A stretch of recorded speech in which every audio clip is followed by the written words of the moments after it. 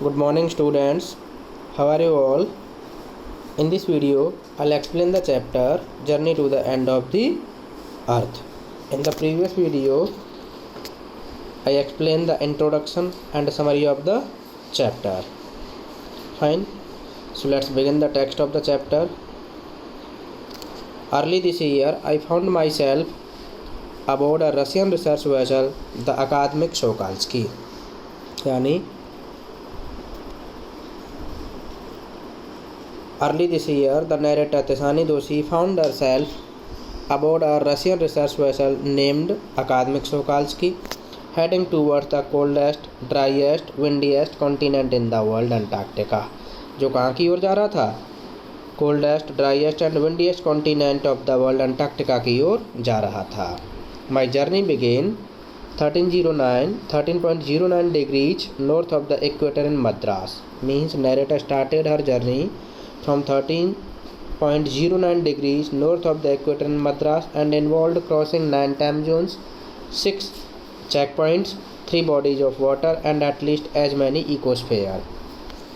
In the previous video, I told that if a person starts his or her travel from Madras, the person has to cross 9 time zones, 6 checkpoints, 3 bodies of water and at least as many ecospheres. यानी लगभग उतने ही ecosphere को से क्या करना पड़ेगा? Cross करना पड़ेगा. Ecosphere means biosphere. Fine.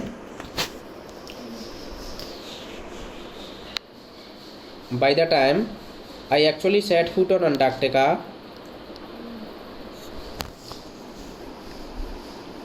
I had been traveling over 100 hours in combination of a car, an aeroplane and a ship. यानी the moment the narrator set foot on the Antarctica continent, he had travelled over 100 hours in combination of car, an aeroplane and a ship. यानी वो 100 hours की travel कर चुकी थी, जिसमें शामिल थे कार की जर्नी शामिल थी, एरोप्लेन की शामिल थी and a ship. So my first emotion on facing Antarctica's expansive white landscape and uninterrupted blue horizon was relief. इसीलिए नरेटर का जो फर्स्ट इमोशन था facing Antarctica's immense white landscape, expensive means बहुत ज़्यादा फैली हुई white landscape and uninterrupted blue horizon was relief. यानी जो अनइंटरप्टेड ब्लू हॉरिजन था, uninterrupted means that is not interrupted. ठीक है, इसे इंटरप्ट नहीं किया गया हो. और इसका हॉरिजन कैसा था? ब्लू था. वॉज रिलीफ यानी full of relief. Followed up with an immediate and profound wonder. इसके बाद में मुझे क्या हुआ? इमीडिएट एंड प्रोफाउंड वंडर हुए, यानी नरेटर सरप्राइज्ड. ठीक है, सरप्राइज हो गई थी. Wonder at its immensity, surprise हो गई थी इसकी इमेंसिटी को देख करके. इट्स आइसोलेशन, इसकी आइसोलेशन को देख करके. But mainly at how there could ever have been a time, means the most surprising thing for the narrator was that how there could ever have been a time when India and Antarctica were part of the same landmass. कि वो कौन सा time रहा होगा जब India और Antarctica same land mass के part रहे होंगे. Fine. Part of history. 650 million years ago a giant amalgamated southern supercontinent Gondwana did indeed exist. यानी कि 650 million years ago a giant यानी tremendous, amalgamated means mix, we can say southern supercontinent Gondwana did indeed exist. यानी 650 वर्ष पहले एक बहुत बड़ा विशाल का सुपर कॉन्टिनेंट जिसका नाम था गोंडवाना लैंड, वो वाकई में अस्तित्व में था. फाइन. सेंटर्ड रफली around the present day Antarctica. यानी रफली अगर देखा जाए तो आज के अंटार्कटिका की जगह पर वो एग्जिस्टेड था. Things were quite different then. उस टाइम पर चीज़ें कैसी थी? डिफरेंट थी. Humans hadn't arrived on the global scene, global scene पर ह्यूमन की ओरिजिन नहीं हो पाई थी. And the climate was much warmer, climate बहुत ज़्यादा कैसा था? वार्मर था. Hosting a huge variety of flora and fauna, यानी बहुत सारे फ्लोरा और फोना यहाँ पर पनपते रहे. For 500 million years, Gondwana thrived, but around the time when the dinosaurs were wiped out and the age of the mammals got underway, the landmass was forced to separate into countries, shaping the globe much as we know it today. यानी 500 years तक क्या होता रहा, Gondwana land flourish होता रहा, ठीक है, prosper होता रहा। But around the time when the dinosaurs were wiped out, लेकिन the time when the dinosaurs were extincted, जैसे डायनासोर जो एक्सटिंक्ट हुए, and the age of the mammal got under way, means the age of the mammal processed, ठीक है, the land mass was forced to separate, the land mass was forced to segregate, यानी इस land mass को क्या कर दिया, segregate करने के लिए फोर्स कर दिया, यानी इसको डिवाइड कर दिया किस में, कंट्रीज़ में, shaping the globe much as we know it today, और ग्लोब को वो कुछ शेप दे दी जिसे आज हम जानते हैं, ठीक है। यानी कि कुल मिलाकर के अगर मैं आपको सिंपल और शॉर्ट बताऊं तो ये बात है कि earlier near about 600 or 700 million years back there used to be 2 super continents, यानी 2 सुपर कॉन्टिनेंट्स माने जाते थे। इसमें से एक था गोंडवाना लैंड और एक था अंगारा लैंड, ठीक है।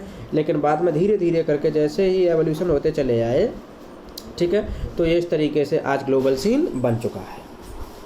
To visit Antarctica now is to be a part of that history, यानी अंटार्कटिका को विजिट करना उस हिस्ट्री का एक पार्ट है। To get a grasp of where we have come from and where we could possibly be heading, यानी हमें ये भी समझ आ जाएगा कि हम लोग कहाँ से आए हैं और हम लोग किधर जाएंगे, यानी हम फ्यूचर में किधर बढ़ेंगे, ठीक है। It is to understand the significance of cordilleran faults and Precambrian granite seals, यानी ये उस चीज़ को समझना है, यानी उस चीज़ के सिग्निफिकेंस को समझना है कि जो कॉर्डिलियन फॉल्ट्स हैं and Precambrian granites, cordilleran faults होती हैं एक्चुअली में large and extensive mountain chains, ठीक है, उसको समझना है। प्री कैम्ब्रियन ग्रेनाइट सील्स को समझना है। Precambrian granite shields means shields of metamorphic and igneous rock, ozone and carbon, ozone और कार्बन को समझना, इनके एवोल्यूशन और एक्सटिंक्शन को समझना है। Fine. When you think about all that can happen in a million years, जब आप ये सोचते हैं ना कि ये सारी चीज़ें इन अ मिलियन ईयर्स में हुई हैं, it can get pretty mind boggling, तो ये थोड़ा सा आपके लिए माइंड बॉगलिंग हो सकती है, यानी स्टार्टलिंग हो सकती है, सरप्राइजिंग हो सकती है। इमेजिन, कल्पना कीजिए, इंडिया पुशिंग नॉर्थवार्ड्स, किसकी तरफ बढ़ रहा है, नॉर्थवार्ड्स की तरफ बढ़ रहा है, जैमिंग अगेंस्ट एशिया, और वो क्या हो रहा है, एशिया से थोड़ा सा सटता चला जा रहा है। To buckle its crust and form the Himalayas, यानी जैसे ही इंडिया जो है खिसकता चला रहा है एशिया की तरफ, तो एशिया से टकरा करके वो किसका निर्माण कर रहा है, हिमालय का निर्माण कर रहा है। यानी ये एक बहुत बड़ी लैंड मास है, एशिया को ले लीजिए और इंडिया को ले लीजिए, जब दोनों जो आपस में टकराए, और जब टकराए तो क्या बन गया, किसका निर्माण हुआ, हिमालय का निर्माण हुआ, ठीक है। South America drifting off to join North America, यानी South America lying flat to join North America, opening up a Drake passage to create a cold circumpolar current, keeping Antarctica frigid, desolate and at the bottom of the world. यानी क्या हुआ कि South America जो drift off होता चला गया, लाई flat होता चला गया, अमेरिका नॉर्थ अमेरिका की तरफ, opening up the Drake passage, जिससे किसका रास्ता खुल गया, ड्रेक पैसेज का, to create a cold circumpolar current, यानी एक ठंडी सर्कम्पोलर करंट क्रिएट हो गई, कीपिंग अंटार्कटिका फ्रिजिड, डिसोलेट, जिसकी वजह से अंटार्कटिका कैसा हो गया, फ्रिजिड यानी एकदम चिल ठंडा, डिसोलेट यानी कंप्लीटली आइसोलेट, ठीक है, शांत एकदम से, कोई मूवमेंट नहीं वहाँ पर, कोई इंटरप्शन नहीं, and at the bottom of the world, यानी इसी की वजह से जो अंटार्कटिका कहाँ पर पहुँच गया, eight the bottom of the world में पहुँच गया, यानी दुनिया के सबसे निचले पार्ट में पहुँच गया। और आज अगर आप ग्लोब पर देखोगे अंटार्कटिका की लोकेशन, तो ये कहाँ पर दिखता है, बॉटम ऑफ द वर्ल्ड में दिखता है, ठीक है। तो ये सब यहाँ पर बताया गया है। For a sun worshipping South Indian like myself, 2 weeks in a place where 90% of the Earth's total ice volumes are stored is a chilling prospect, यानी एक मेरे जैसे साउथ इंडियन जो सन वर्शिपिंग है, उसके लिए 2 weeks एक ऐसे प्लेस पर स्पेंड करना जहाँ पर दुनिया भर की 90% आइस क्या हो रखी है, स्टोर हो रखी है, इज अ चिलिंग प्रोस्पेक्ट। कैसा है, बिल्कुल चिलिंग प्रोस्पेक्ट है। Not just for circulatory and metabolic functions, यानी केवल सर्कुलेटरी मेटाबॉलिक फंक्शंस ही नहीं, but also for the imagination, यानी इमेजिनेशन की वजह से भी। It is like walking into a giant ping pong ball, यानी जब नरेटर जो है अंटार्कटिका पर वॉक कर रही थी तो ऐसा लग रहा था कि she is walking into a giant ping pong ball, यानी बहुत बड़ी पिंग पोंग बॉल में वॉक कर रही है, क्योंकि जब आप पिंग पोंग बॉल में वॉक करोगे तो आपको कोई भी ह्यूमन एक्टिविटी सुनाई नहीं देगी। ठीक है, बिल्कुल सेम सीन कहाँ पर था, अंटार्कटिका में था, जहाँ पर नैरेटर जैसे ही वॉक कर रही थी तो उसे कुछ भी कोई भी ह्यूमन एक्टिविटी दिखाई नहीं दे रही थी जो आज हम देखते हैं। Devoid of any human markers, यानी there was no human activity, no trees trees नहीं थे, बिल बोर्ड्स यानी होर्डिंग्स नहीं थे, बिल्डिंग्स कोई बिल्डिंग्स नहीं थी, यानी जैसे कि आज हमारे कॉन्टिनेंट्स में होती हैं, बिल बोर्ड्स होते हैं, ठीक है, ट्रीज होते हैं, सारी चीज़ें होती हैं, लेकिन वहाँ पर अंटार्कटिका में ऐसा कुछ भी नैरेटर को नहीं मिला। You lose all earthly sense of perspective, यानी आप जो है जैसे ही एंटर होते हो अंटार्कटिका की ओर तो आप अर्थली सेंस को बिल्कुल पूरी की पूरी धारणा से लूज कर जाते हो, यानी आपकी अर्थली सेंस की जो धारणा है बिल्कुल ख़त्म हो जाती है। एंड टाइम हियर, और टाइम को भी भूल जाते हैं, क्योंकि जितने टाइम हम यहाँ पर फॉलो कर रहे हैं वो वहाँ पर कुछ भी नहीं चलते, वहाँ कुछ भी समझ नहीं आता।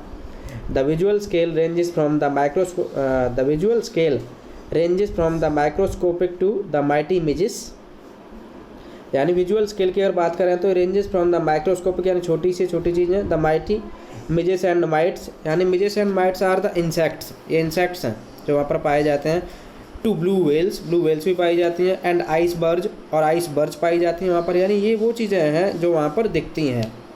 Icebergs as big as countries, the largest recorded was the size of Belgium, यानी अब तक के सबसे बड़ा जो साइज रिकॉर्ड किया गया है वो कितने बड़े कंट्री के जितना है, बेल्जियम के जितना। ठीक है, यानी Belgium is a country and वहाँ पर इतनी बड़ी बड़ी आइसबर्ग पाई जाती हैं जितनी कि बेल्जियम को। Days go on and on, यानी दिन बीतते रहे।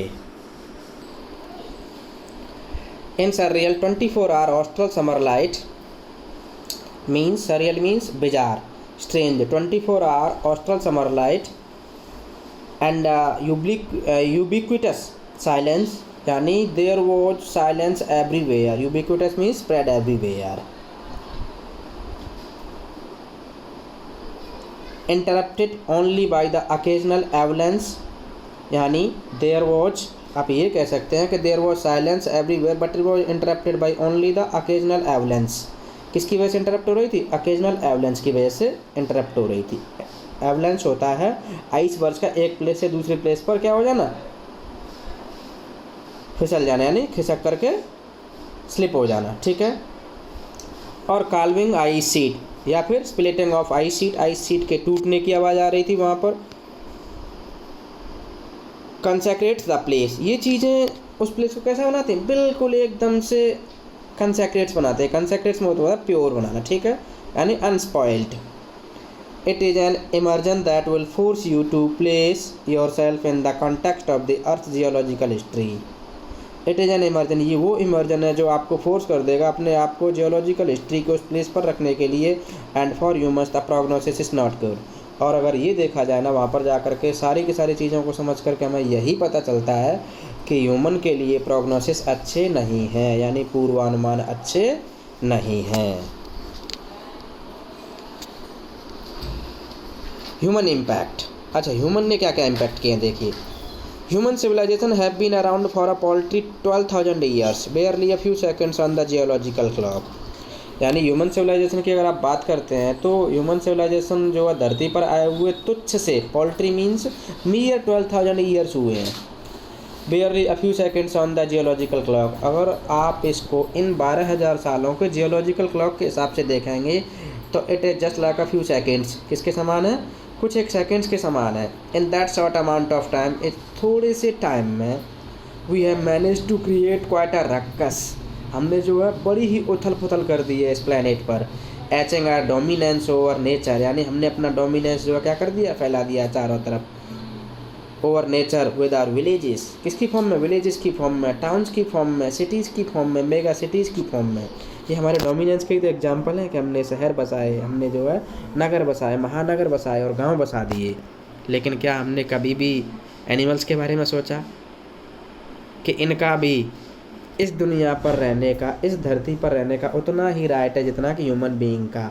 आपने जो है बड़े अच्छे से पढ़ा होगा क्लास 11th में एक चैप्टर एलिंग प्लानेट, बाय नानी पालखीवाला। नानी पालखीवाला ने कितने सीरियस इश्यूज़ को रेज किया है, यानी each and every one does have equal right to live on this planet. ठीक है, इस प्लानट पर रहने का हर किसी का सेम राइट है, लेकिन हम लोग अपना ही केवल डोमिनेंस दिखा रहे हैं। The rapid increase of human population, यानी ह्यूमन पॉपुलेशन की बढ़ती हुई आबादी has left us battling with other species for limited resources, ने हमें छोड़ दिया है दूसरी प्रजातियों के साथ रिसोर्सेज के लिए लड़ाई लड़ने के लिए।